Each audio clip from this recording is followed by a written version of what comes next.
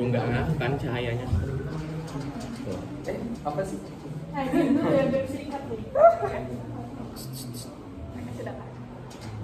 Baik, assalamualaikum warahmatullahi wabarakatuh dan selamat sore Bapak dan teman-teman sekalian. Waalaikumsalam warahmatullahi wabarakatuh. Sore. Baik, kami dari kelompok 3 akan mempresentasikan hasil analisis kami mengenai unsur intrinsik dari cerita pendek yang berjudul Pesan Abah yang diciptakan oleh Pak Fadil sendiri. Baik, sebelumnya izinkan kami memperkenalkan diri. Nama saya Tarkausar. Saya Hani Trisyaha. Saya Muhammad Muzaffar.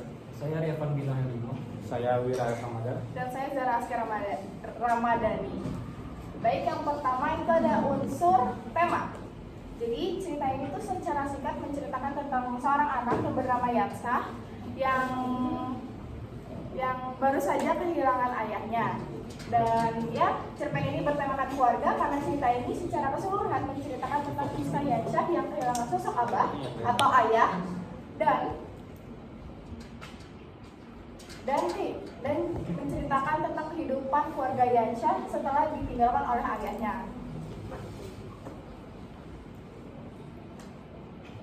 Lanjut kita ke penokohan.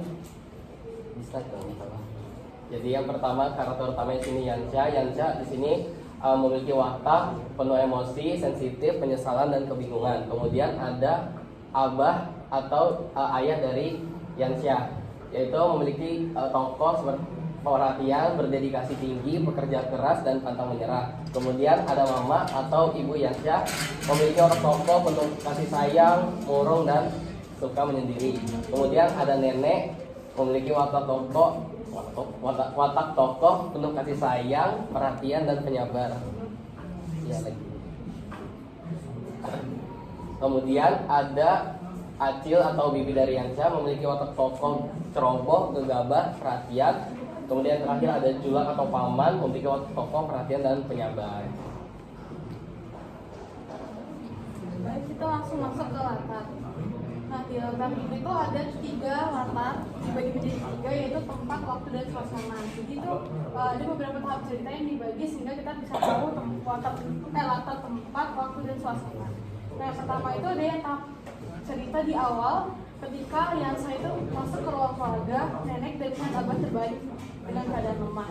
Jadi itu diceritakan kalau misalkan abahnya Yansha ini sakit dan udah keadaannya sudah terbalik lemah atau kritis, dan itu berlatar di ruang keluarganya rumah nenek, dan maksud latar waktunya di pagi hari dengan suasana yang senyap karena semuanya pada hening gitu. Terus juga ada tahap cerita kedua yaitu mama dan nenek berusaha memandu abah mengucapkan kalimat takbir dan syahadat. Jadi dimana ketika abah itu sudah di detik-detik terakhir akan meninggal dunia, dimana itu masih di latar tempat yang sama dengan latar waktu yang sama, namun suasananya berbeda, yaitu suasananya lebih sedih dibandingkan tahap cerita sebelumnya. Kemudian yang ketiga itu ada tahap cerita ketika Yansha itu mau mengucapkan maaf kepada abahnya sebelum sang abah meninggal, namun tak mampu karena menahan tangisan yang nggak bisa yang terpendam, jadi nggak bisa untuk mengeluarkan ucapan maaf tersebut. Dan itu masih di latar tempat yang sama, di latar waktu juga, dan suasana yang sama, yaitu latar waktu sedih. Kemudian ada tahap cerita yang keempat yaitu ketika Yansha itu keluar dari saya setelah menjenguk sang ayah yang dia sudah mau mengucapkan kata maaf itu, dia berdiri dan keluar dari ruang keluarga itu. Dia kayak pingsan, terus gak ada orang yang dan merasakan ada orang yang menyangga dia karena dia pingsan itu. Dan tempatnya itu di ruang tamu rumah nenek, waktunya masih sama yaitu pagi hari, dengan latar suasananya tegang karena orang-orang di situ kayak pada kaget kenapa Yanshanya tuh malah pingsan dan kayak dia tuh masih kaget melihat kondisi abahnya. Terus di tahap cerita yang kelima ini keadaannya dimana si Yansha itu pingsan, keadaannya pingsan, tapi latar ceritanya ini diceritakan kalau misalkan itu nggak di alam sadarnya si Yansyah, atau dia kayak mimpi ketika dia pingsan gitu. Dia melihat di mana itu latarnya masih di rumah Palangkahnya dia sebelum keluarganya Yansyah itu dibawa ke rumahnya sang nenek. Nah, jadi itu mengingat semua kayak cerita-cerita abah, mama, dan Yansyahnya sendiri dan adiknya.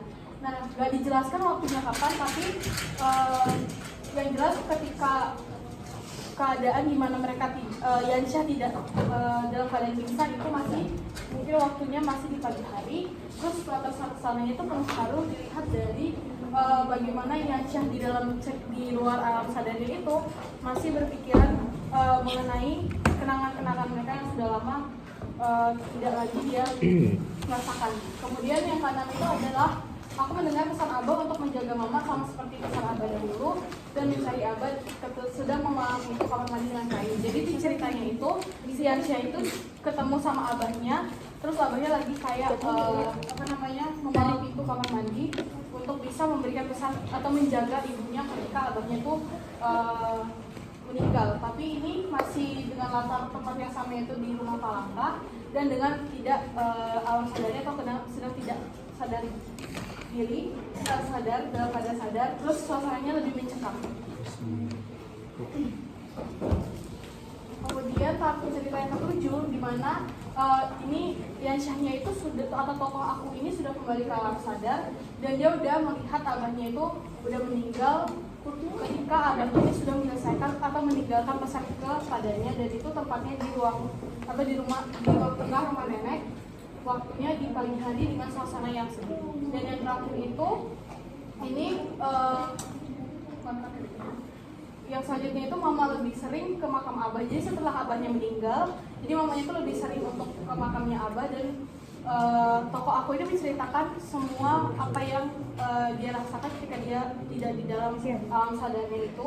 Dan dia tuh kayak dan Acilnya ini karena diceritakan Acilnya tuh harus nyuruh untuk membuat pagar kayu supaya mamanya tidak berpindah ganjil, karena mamanya itu benar-benar kayak yang menghabiskan waktunya tuh di makam abah. Dan ini tempatnya masih di rumah keluarga, namun tidak dijelaskan latar waktunya di mana, namun suasananya suram.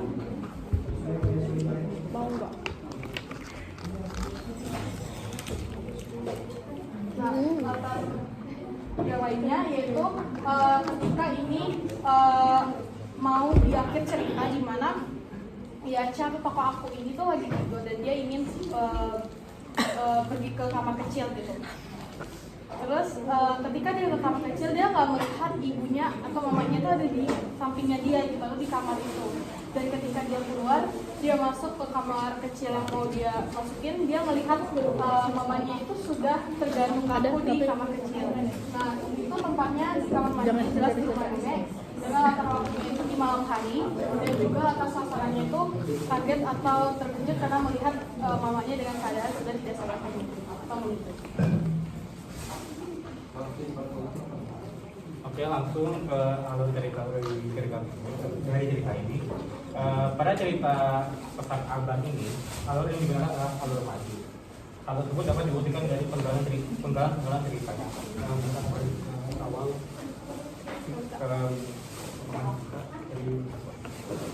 nah, dari penggalan cerita yang pertama itu kan dia baru melihat abahnya terbaring dengan keadaan yang lemas. Terus yang kedua membantu abahnya buat mengucapkan kalimat takbir dan syahadat. Yang ketiga itu dia nah dia tuh udah kayak mau nangis lah kalau dijajan ini.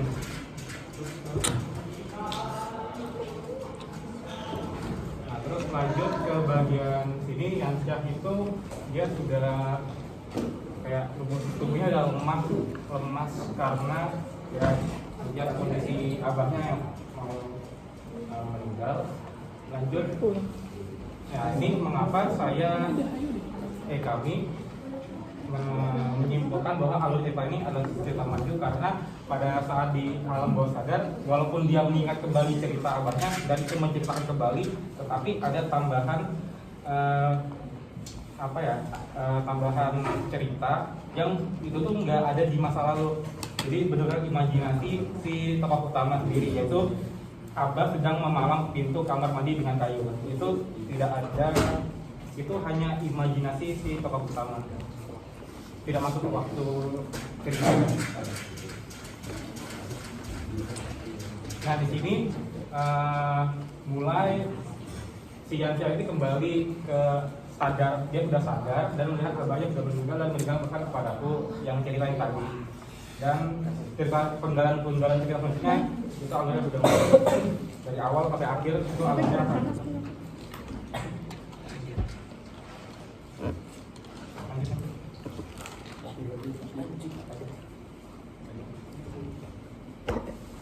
Kemudian ada majas, yang pertama adalah personifikasi. Nah, personifikasi ini majas yang memberikan sifat atau perilaku manusia pada benda mati atau benda yang alam dari konsep abstrak.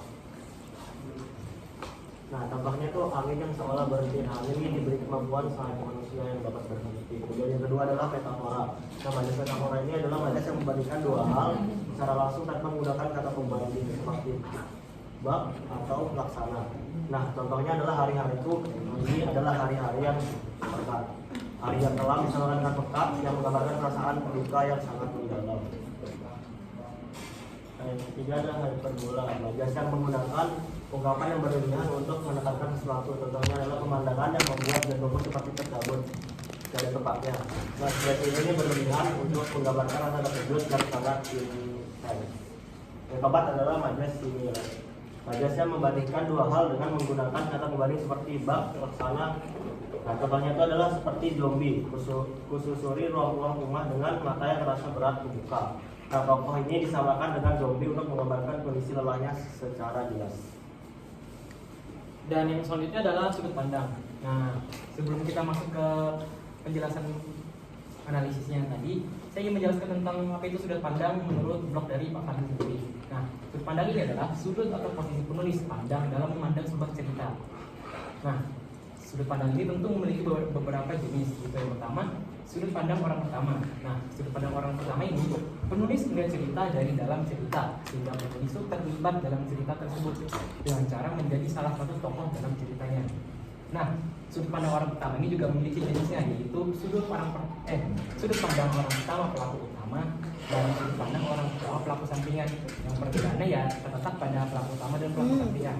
Di mana pelaku utama si penulis menjadi salah satu tokoh pemeran utama, sementara jika sudut pandang orang pertama pelaku sampingan, penulis menjadi salah satu tokoh yang pelaku sampingan.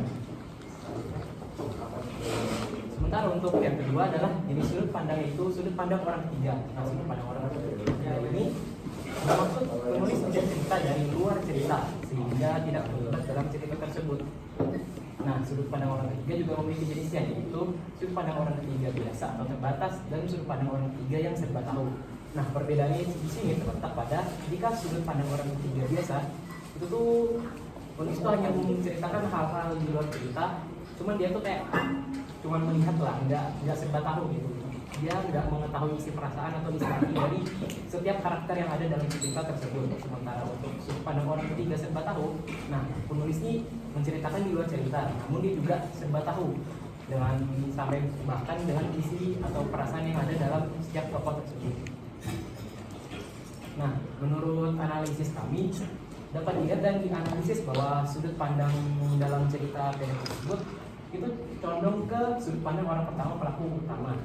Kenapa?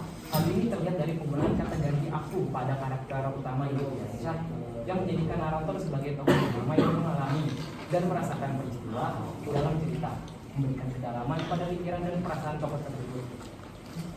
Dan yang terakhir ada unsur amanat. Jadi pada cerpen ini kan berkisah tentang seorang anak yang kehilangan seorang ayah, dan kita semua tahu sosok ayah itu sangat diperlukan di segala aspek kehidupan kita. Jadi amanat yang pertama itu karena di awal Yansyah itu terlihat kayak dia susah untuk mengatakan kata maaf kepada ayahnya, maka amanat yang bisa diambil dari penggalan itu tuh bagaimana kita menghargai keadaan orang tua kita dari sekarang karena kita nggak tahu orang tua kita itu bakal bertahan sampai kapan, dan kita juga nggak tahu kapan kita akan bertahan sampai kapan. Yang kedua adalah karena setiap orang pasti memiliki masanya. Semua orang tuh pasti akan meninggalkan kita, entah kita yang meninggalkan mereka atau mereka yang meninggalkan kita. Jadi ya begitu. Jadi bagaimana cara kita menghargai seseorang? Yang ketiga adalah karena di sini kan kehilangan sosok ayah. Di dalam keluarga ayah itu nggak cuma untuk anak, ayah itu juga bisa berperan menjadi suami kepada istrinya. Jadi di cerita ini dipusatkan kan setelah ayah Yansyah meninggal ada dampak besar yang terjadi kepada ibunya. Jadi sebagai seorang anak kita itu harusnya peka akan segala situasi guys. Jadi yang kehilangan tuh gak cuma kita, pasti orang tua kita lebih kehilangan. Karena kalau misalnya kita jadi anak, kita cuma kehilangan ayah. Tapi kalau misalnya ibu, dia itu pasti merasa kehilangan belahan jiwanya gitu loh teman.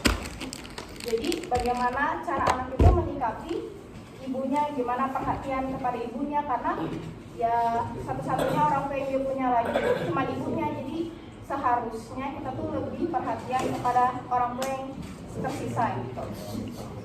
Ya, baik. Terima kasih. Sekian terima kasih. Apabila ada kesalahan kami meminta maaf. Kami akhiri. Wassalamualaikum warahmatullahi wabarakatuh dan selamat sore semuanya. Waalaikumsalam warahmatullahi wabarakatuh. Sore luar biasa.